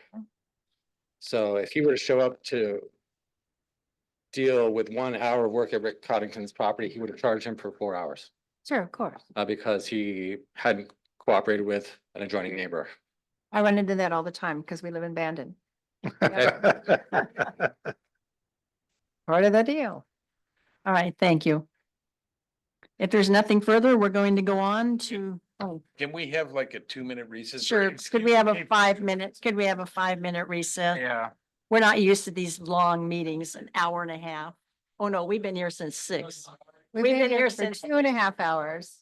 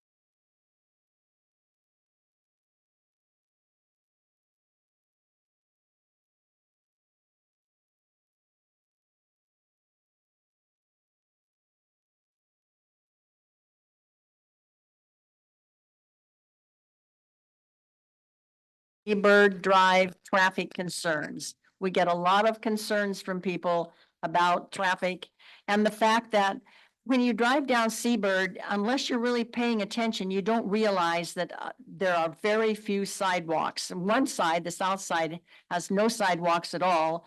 And there in where David L. Davis built, there's a couple of blocks of sidewalks, and after that, there's nothing. So it's not a safe place to walk, and there's no delineated pathways or anything. It's just, and the people out there are asking if something could be done. So are you going to give the report? Yes, Madam Mayor, members of the council, at the request of the city council, staff has brought forward this informational report to highlight the concerns that have been expressed by local residents about traffic speeds and pedestrian circulation on Seabird Drive. So with that, residents, by way of their email correspondence, which has been included as attachments to the staff report, have expressed request on the part of the council to consider implementing traffic calming measures to reduce traffic speeds. And some of the suggested measures include stop signs, speed bumps, or the like. In addition, residents have requested that there be pedestrian improvements implemented and constructed on Seabird, such as sidewalks and crosswalks. As we all understand, the biggest constraint to the city is funding. We currently have not programmed funding for the preparation of what would be required in the form of a traffic study prepared by a state licensed engineer. We estimate that cost would be in the ballpark of about $50,000. More importantly, no funding exists nor has been identified that would fund the construction of permanent vehicular or pedestrian improvements. Possible funding options that we've kind of identified, and this isn't a comprehensive list, by no means is implementing or effectuating the anti-remonstrance agreements that currently exist on properties along Seabird. This, upon the implementation of the city requiring property owners to construct improvements, would come into effect. The other alternative is the use of taxing districts such as LIDs. This would form a taxing district along Seabird, and it would require property owners within the general vicinity of that area to fund by way of property tax the improvements. And in a seminar I just attended as part of the League of Contract Cities, some of the most expensive improvements are that for street infrastructure. In one instance, in a presentation I attended, they indicated that a roundabout cost approximately $3 to $5 million, whereas a traffic signal would cost about $8 million. So the idea is to identify potential funding sources that would fund the ongoing reoccurring cost associated with its construction and implementation. Of course, there's grant funding opportunities. However, many of these grants require a match of local funds. And as I mentioned, there is no funding or discretionary funds that we have available in the general fund that we could assign to provide a match and pursue the grant funding required. So with that, there's options being presented to the council for consideration. The council may direct staff to commission a traffic study. That's first and foremost what would be required, an effort to do a comprehensive assessment and to determine from an engineering standpoint if traffic mitigation measures were warranted. This also protects the city from liability. Oftentimes, crosswalks without the appropriate traffic mitigation measures are frowned upon from traffic engineers because it gives the pedestrians a false sense of security and would likely expose them to potential accidents or hazards. So the idea is having the entire stretch of Seabird assessed from a traffic engineering standpoint to determine what could be included in the form of improvements to mitigate traffic speeds and to further enhance pedestrian safety. City Council could also direct staff to look into funding options or possibilities. And that would be something that we would be happy to do some homework on and report back to the City Council at a future date and time. The council could also direct staff to work with a traffic engineer to devise temporary effective traffic calming measures that we could introduce on Seabird. That can include signage, road markings, digital speed displays, and also aggressive, proactive traffic enforcement. It's important to note that pursuant to Oregon law, there's a requirement for cities like Bandon to have transportation system plans in place. Ours was last adopted and certified by the state in 2000. With that said, our TSP is no longer current nor in compliance with state law. Therefore, an update of the city's TSP is required. Fortunately, there's been extensive work on the TSP and is currently awaiting city council approval. However, this is pending final resolution of ODOT's proposed improvements on Highway 101. So with that gives you a summary of what the comments and concerns and related issues are with regards to the traffic and pedestrian circulation issues on Seabird Drive. Thank you. I contacted the state and they've sent this document, I don't know, 25 pages, all about traffic calming. And we don't have to go through the state to do something out there unless it's at the east end near there where the traffic light should be, near the highway. So they do have a lot, and they say there's money available. But in here, you mentioned that we could do something on a temporary basement. Basements. I don't understand how much it would cost, for example, to put a stop sign. One stop sign strategically placed would slow people down. I mean, they have to stop.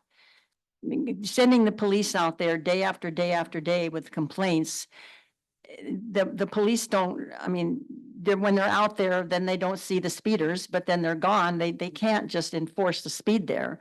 But with a stop sign strategically placed, it would seem to me like people would slow down. But I think, I'm sorry for interrupting, but I think without the proper study, the traffic engineering study, we can't just arbitrarily put a stop sign. But I think we can talk about these temporary calming measures, whether that's, you know, we had an issue with speeding and we put one of those reader boards that the police department has at the both north end of town and the south end of town. Yeah. That certainly has helped a little bit. Do we have some sort of estimate on the cost of these temporary calming measures? No, more work would have to be done on the part of staff.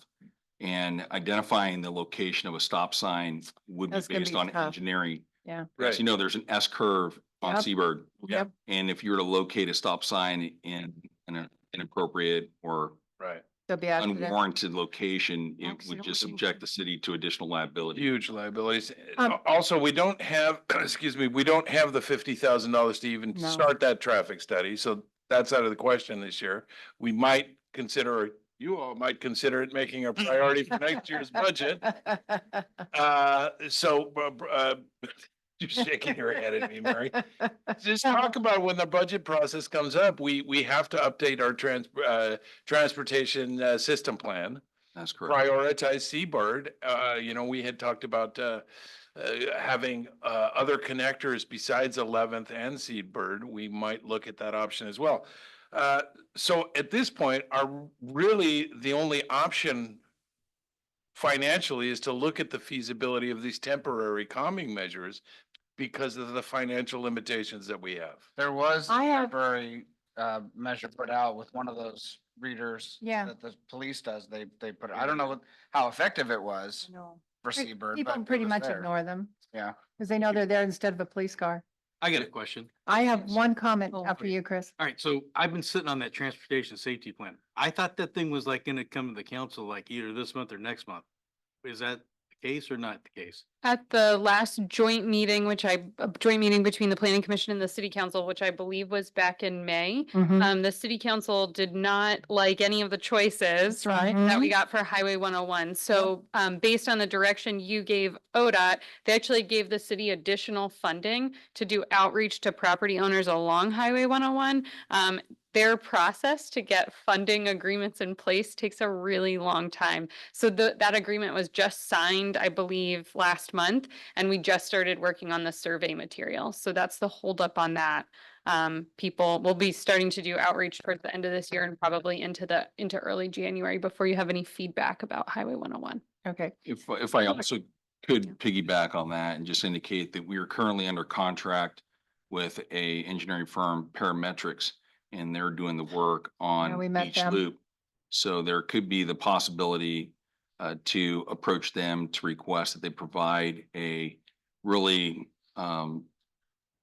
precise assessment of Seabird, looking into the implementation of temporary measures. I believe that would be more immediate and cost effective. And then if that is something you're interested in, we could bring back the information and findings for consideration. What would something like that alter the current contract? How much? That I'm not exactly sure. The estimate for the 50,000 was based on Parametrics' current contract of 100,000. So if we were gonna do a comprehensive traffic circulation study on Seabird, we expected that would be approximately 50% of the cost. But if we make it very focused and specific to temporary measures, I believe we could whittle that cost down significantly. How much would it cost for a temporary visual effect to paint the speed limit in big numbers on the lanes? I've seen it in many cities, and you do pay attention to it because it's right in your face. I mean, it won't last forever, but it's something that people can be aware of that maybe forget about the speed limit down there. It would be nominal. It'd just be the cost of the That's what I thought. material and staff. We have the stencils, I'm sure we could find the stencil. borrow them from ODOT. Sidewalks are what we've needed there. The Well- sad part is we just spent $300,000 on what I consider to be a sidewalk to nowhere. No one is gonna walk on that sidewalk down there at the end of First. It looks nice. It's an attractive sidewalk. But when we have so many needs, well, the biggest need, of course, is the sidewalk down Jetty Road, which we don't have, and we've looked at for 20 years. And Beach Loop has no sidewalks, and Seabird has no sidewalks, and yet we have a $300,000 sidewalk to nowhere Plus, down here. eliminated 10 parking places because of it. Parking. I just don't, I don't understand. I Maybe know you're not gonna live this one down. No, trust we me. approved it. I mean, I'm happy to, I'm happy to say on that one, the city received a grant and that was applied for in 2019. So when the city received that grant, that was for the, or it wasn't a grant, it was the ODOT Small City Allotment for that particular project. That's something that we could apply for on Seabird Drive as well. That would be a good idea. That has to be an identified be nice. plan. If we could just move this along and direct city staff to provide more information on what it. Everybody, Peter wants to go home. No, I can stay here all night, but let's like get something done here. I'd like to direct city staff to provide more information on the costs associated with these temporary calming measures. I'd like to direct city staff to put together a presentation on the money that potentially is available for Mary sidewalks or stencils on the road. Yeah. Is that adequate? Because I don't know that we're gonna solve these problems tonight because we don't have all the information. Like I said, Peter wants to go home. But it's, I guess it's the fact that the Beach Loop has been substandard for ever since it was opened, and so has Seabird, and yet we keep postponing it, and we say we don't have enough money, but we have money to do other things, and I know a lot of it's grant money. I don't know how much money we've spent on consultants, the whole beach connector, that we didn't even understand what the Beach Loop connector, what that was going to do. I don't think it's going to fix Beach Loop. Nope. From a sidewalk standpoint, I just don't know. We sit up here and sometimes we don't have enough information because we don't truly know what the ramifications are going to be of the money that we're, approving these contracts. But we still don't have sidewalks. Mary, our police officer would like to say something about Seabird. Come on over here, speak into the. So is this on? Hello. Yeah. So it is tough. Chief Dillon does direct us to Seabird quite a bit. We try our best to be out there as often as we can, And but it does seem like whenever we are out there, we don't see anybody. you don't. Everybody goes 20 miles an hour. Right, Yeah, that's what um, happens. It's magical, right? So I'm curious about temporary Uh-oh. and cost-effective measures, speed Somebody- bumps. Somebody, Oh, no. somebody just came in. Would you? Is that go look not- and see who that is? I don't think Bay Series cities would appreciate speed bumps. They took them out at Bandon Dunes. Okay. So Yeah. Yeah, that's definitely a red flag for Yeah. traffic engineers. Is it? Okay. Yeah, Well, what it does. I don't know that. I mean, I think we need to look carefully at what I got from ODOT because I've gotten 2 or 3 emails from him lately. And they do, sometimes the fire department does have a problem with speed bumps. Yep. Or there's all sorts of, there's some that are much more gradual, but they still slow down the average car. And when we need to do something out there because sending the police out there is not the answer. Well, how about this? You guys have a car you're not using right now? Mhm. I mean, We everyone's. do. I can talk to Chief Dillon Yeah, about A this. dummy Just park it car, down. we used to do that. Yeah. Car, that slowed a bunch of We people did, down. we've done we it used to several, have one right here on the triangle. and it Yeah. definitely slowed people down. It slowed By the down. time they people to look figured out down. there was, in fact, one time they put a dummy in there. Yeah. So with a uniform on, and I'm not kidding, we didn't have enough officers, so we had this dummy in a police car sitting down along the highway. And believe you me, particularly tourists, they didn't wait to see who was in that car. They slowed down. You know, that car was Something like- like, I just, we can't have a work session Yeah. on these temporary traffic saving. Come back to a report to this governing body and then we can adopt some of the ideas. Something I'll do, I'll talk with Chief Dillon about getting that mobile cart. I'll get it put back on Seabird. Okay. So at least we can get something, Yeah. Yeah, some type of. they'll perspective. feel like, start. Yeah. feel like. Okay. we're They'll doing let something. people know that we're looking at it. Thank you. Thank you. Okay, moving on. All right, as usual, nothing happens here. We just. Fire mitigation plan. Okay.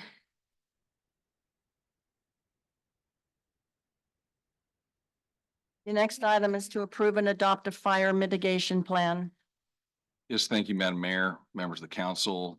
Pursuant to Senate Bill 762, which was enacted in 2021. Cities that provide electric utilities are required to develop wildfire prevention, preparedness, and response plans. Public utilities like Bandon Power are required to develop the mitigation plans to reduce the risk of power line induced fires. Mitigation plans emphasize system-wide maintenance and safety improvements. With that said, we have a plan that has been prepared completely in-house under the supervision of Bandon Power Supervisor Kevin Rayner and his assistant Shannon Smith. With that said, the information that is presented to you this evening is presented in an effort to obtain city council approval. If council approves it this evening, it will be referred to the Public Utilities Commission for certification. So with that, staff recommends that the council approve the updated mitigation plan, which is presented here. We also have in the audience this evening, Kevin, who's available to answer any specific questions on the Bandon electric utility. Thank you. We ready? Do you have any questions? Do you have any questions? Kevin? I don't. Anybody have I don't. questions for Kevin? We ready? Okay, motion to it, huh? Motion to adopt fire mitigation plan. Second. Been moved by Madeline, seconded by Josh to adopt the new fire mitigation plan. All those in favor? Unanimous. Okay, the next item is the FEMA update, pre-implementation compliance measures to address changes to the National Flood Insurance Program Endangered Species Act integration. It's such a long title. I'm sorry. It's a mouthful. Think of all these things. Thank you. I just wanted to provide you with an update. We did bring this item to you back in September. We've learned a lot since then, and unfortunately, what we learned keeps changing. But the city is still on the hook to make a decision on a pre-implementation compliance measure by December 1st. Those 3 options are to put in place a prohibition of any new development in the floodplain, so essentially a moratorium. The other option is a model code. We've been notified that the model code that they provided to us is changing, and it won't change. We won't get that effect until the end of November. So that's an interesting choice. And then also this permit by permit habitat assessment. We did initially receive and submit to you an example habitat assessment that was over 50 pages. They have come back and actually whittled that down to about 4 to 5 pages. So these things are constantly changing. In an effort to provide information to the city council and the folks affected by this, city staff mailed out a notice to all affected property owners within the floodplain, letting them know that the city council is holding a work session on November 18th at 1:30 p.m. here. It'll also be available on Zoom. At that meeting, we will go through, to the best of our ability, the information that's available to us at the time about those 3 options, the timeframes, and then at the December 2nd meeting, hopefully, the city council will make their decision. We do, what we've learned from FEMA is that we won't be kicked out of the NFIP program if we don't actually adopt the measure by December 1st, but they do want us to let them know what our timeline is. So we're allowed to sort of wiggle. We do have to have something physically adopted and in place by the end of June. So that's sort of the upcoming timeline we'll provide. June? Of next year. Of next year. That's when it has to be adopted and in place. After December 1st, we will, the federal government says we will revert to a permit by permit as a default. There's still some discussion about the legality, I guess, of how to do that, how to apply those standards if they're not in our city code. So still working that part out. We'll have more information on November 18th. Nikki and I have been attending multiple workshops by FEMA to better understand all of these. We did an in-person one with our other folks in Coos County just a couple weeks ago, and then we're continuing to do the online workshops, and we're learning a lot from the questions that other cities are asking. So it's we'll hopefully have more substantial information for you on that. Okay, so Dana? Yes. We don't have to adopt it till December 4th. Then our workshop for November 18th, we don't have to turn it or have a special meeting right after that to adopt. That's right. It's just an opportunity for a work session. You Okay. can ask for more information. We have scheduled for you to make a decision on December 2nd, your meeting in December. Okay. Or we don't, and wait till June, Yeah, and we just see if they kick us out. Yeah, anyone could try that too. yeah, we can do that too. They're saying that we have to do that permit by permit. And we do actually have to start collecting data starting on January 31st. However, they have not yet provided us with the template for what data we will have to collect. So we still don't have that information either. So I guess I have a question about the specific building that the museum's trying to build. Will that be impacted? So my understanding is that anything submitted prior to December 1st is under the city's current floodplain ordinances, but on December 1st, it will change to a permit by permit case. Okay. But if it's on a case by case basis and it's directly related to the endangered species or salmon habitat. I think Or you we're could get probably- your architect to hurry up. Or that. Yeah, or that too. All right, so I guess there's nothing that we need to take on this action. So now we have public comment. Oh, the public comment. It always seemed like we'd gone through the public comment part of the meeting, but actually we haven't. Not yet. So if anybody wants to talk about something that they haven't talked about already. Oh, Denise. You'll understand why I'm laughing. So Denise Frazier, Bandon, and I'm here to make a comment on the sidewalk to nowhere. And my comment is favorable. Good. I am a frequent or regular walker into Old Town coming off a beach loop. And I either come down First Street or, up Jetty Road. And out, you come down First Street and the sidewalk ends and you don't get another sidewalk until you got in front of Edgewaters. And that space was actually a very uncomfortable and dangerous place to walk.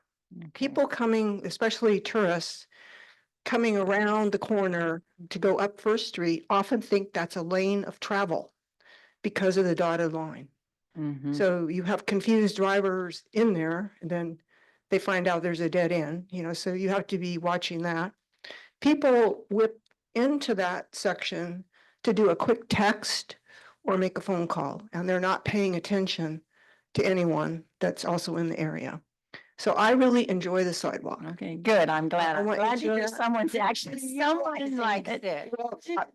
You know, I come to the meetings. I think there are a lot of people that like it. It's- There are, Yeah. and that's just the Good. start. We have Good. plans to develop that jetty trail, so. And just want to, I know I want to go home, but the part that turns around to Jetty Road and then ends, that's important too, because if you're at that corner, cars cut that corner. Right. Now I've got a side. And now they don't. So thank you. Good, for thanks that done. Denise. I'm glad to Thank hear you. that. Thank you.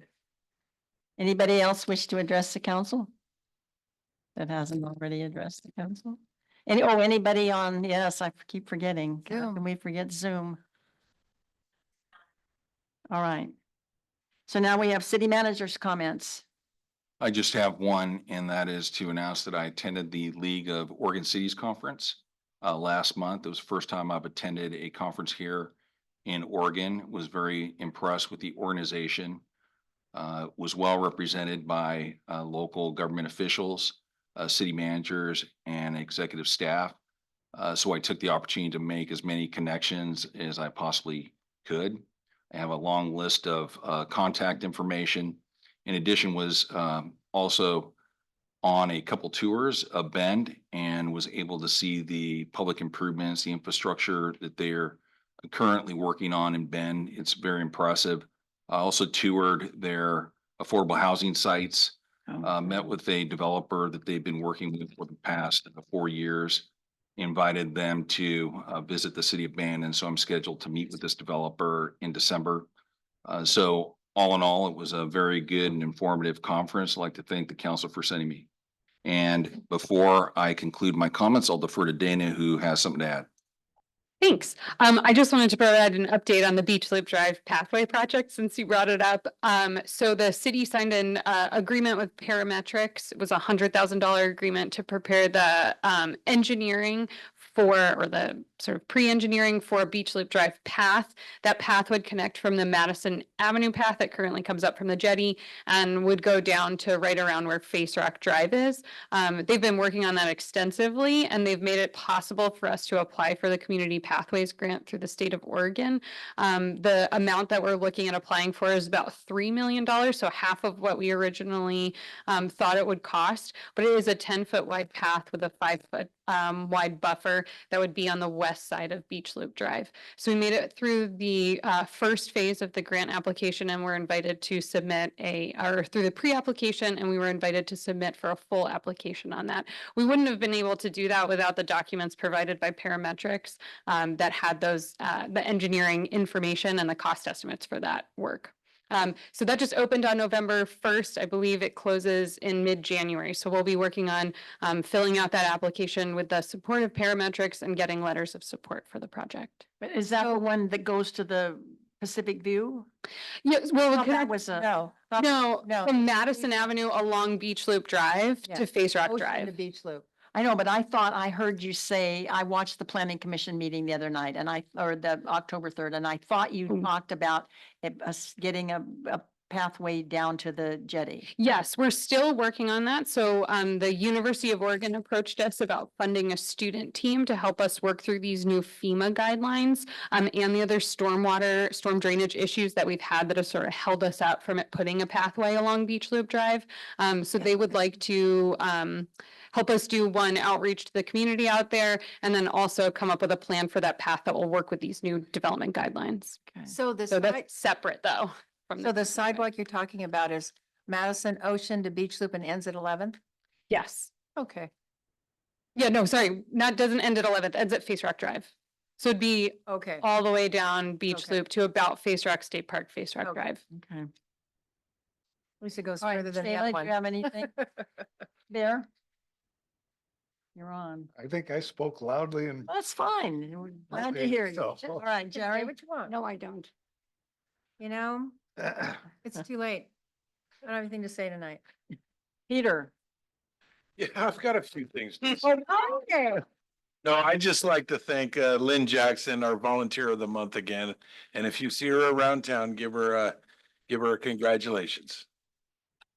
I will say thank you to everybody for coming and good luck to the two incumbents and one candidate who are here tonight for city council on the ballot. So good luck. I don't know if good luck is winning or losing. Take it as you want it. All Chris, depends you on have how you anything? look at it. And I don't have anything either, so thank you very much. We can all go home. You.